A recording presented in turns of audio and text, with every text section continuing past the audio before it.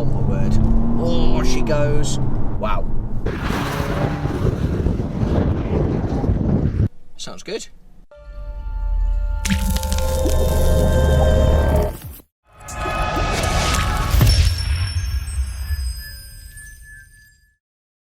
Hi guys, welcome back to Car Mad Dad and my final thoughts video on the BMW M135i xDrive.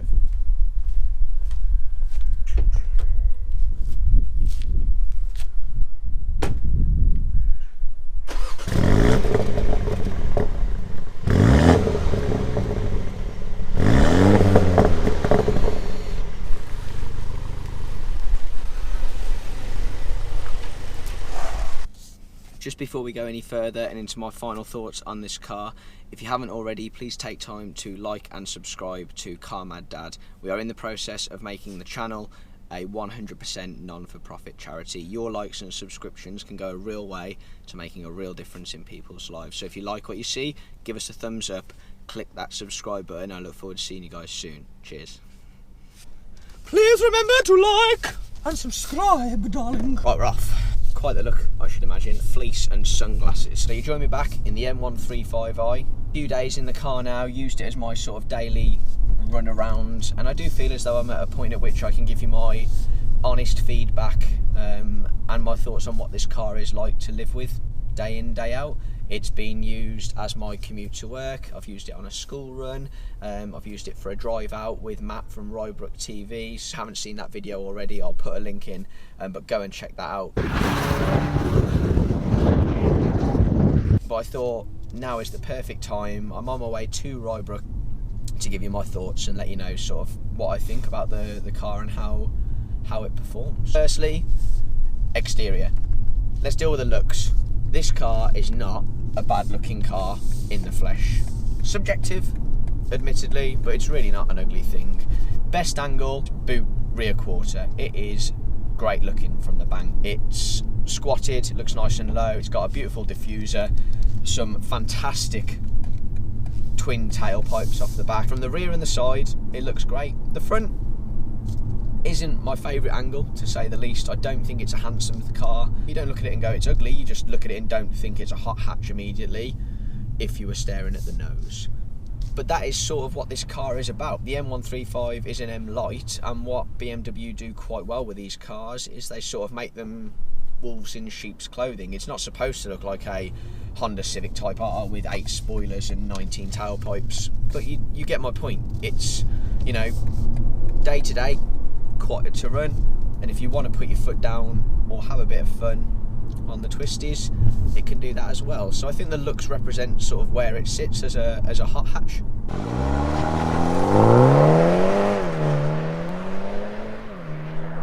Interior. This place is a tech fest. I could very easily be sat in a new 8 Series if you didn't know too much about cars, and I wouldn't blink. There's a whole plethora of information here. Sat nav, my media, there's a G meter on there, mile per gallon, journey information, sort of almost sports displays giving you my BHP output and newton meters of torque.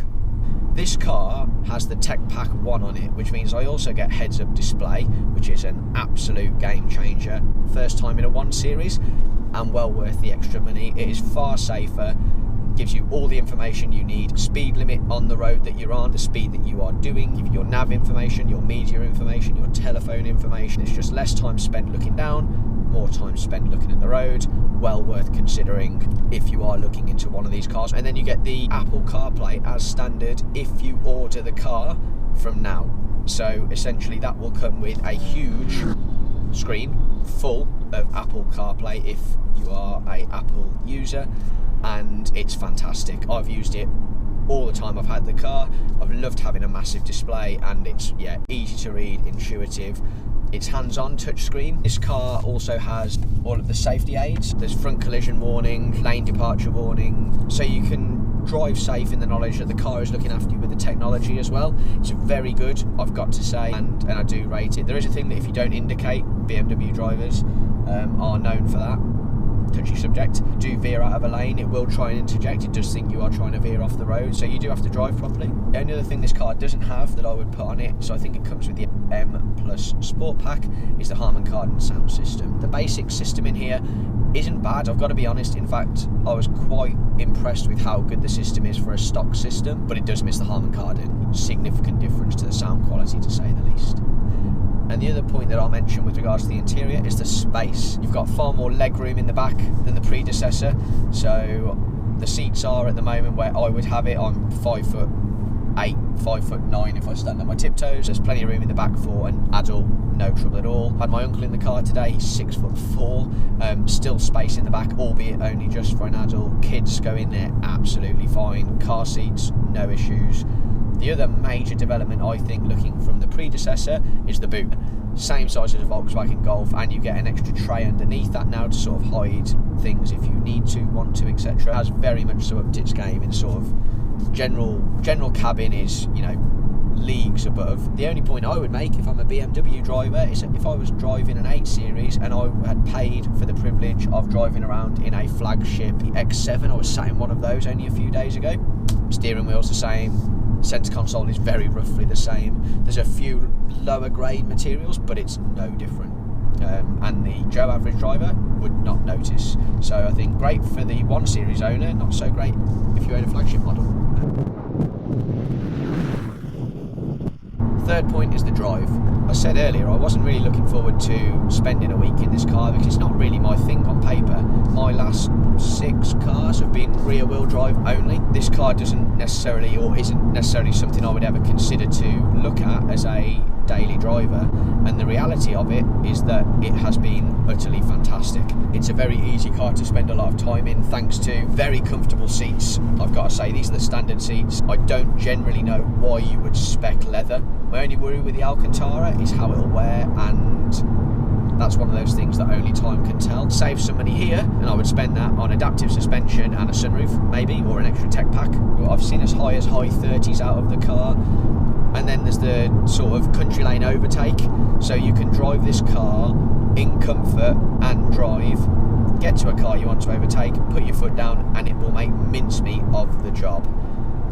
If it's safe to do so and you've got loads of space, you won't need as much as you think to get round anything in this car. It puts its power down very, very efficiently, all the way up to 6,000 revs. And if you are in sport, which I'll drop it into now to prove a point, then what you also will get, if you get your gear changes right, so I'm in 3rd gear at the moment, onto a national speed limit road, foot down, up the revs. Now you get a push on the way up, but its party piece is at a junction. Right, so case in point, I'm on a national speed limit dual carriageway with a central reservation road. I'm in comfort. I'm going to pull up to the junction. Pause for effect. Foot down now. 20, 30, 40, 50, 60, 70. Very impressive. And that has been the word I would use to summarise my time with this car. Handling in particular, absolutely phenomenal, for lack of a better explanation.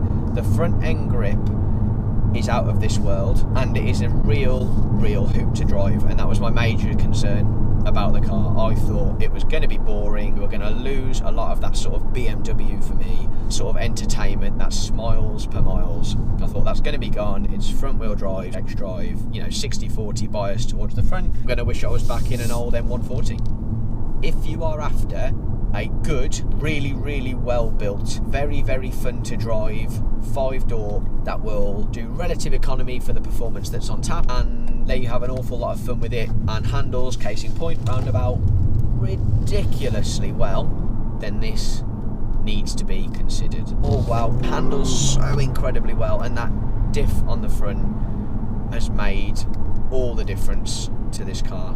It's utterly fantastic, to the point at which, brace yourselves, I would genuinely consider buying one if I was in the market for a daily runner, because it just goes and you can have fun in it.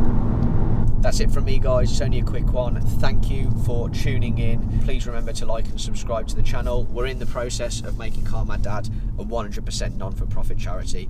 Every like and every subscription is moving us that little bit closer to helping people out, and I really appreciate the support. Thank you very much, and I look forward to seeing you guys soon. Cheers. Oh my word. Oh, she goes.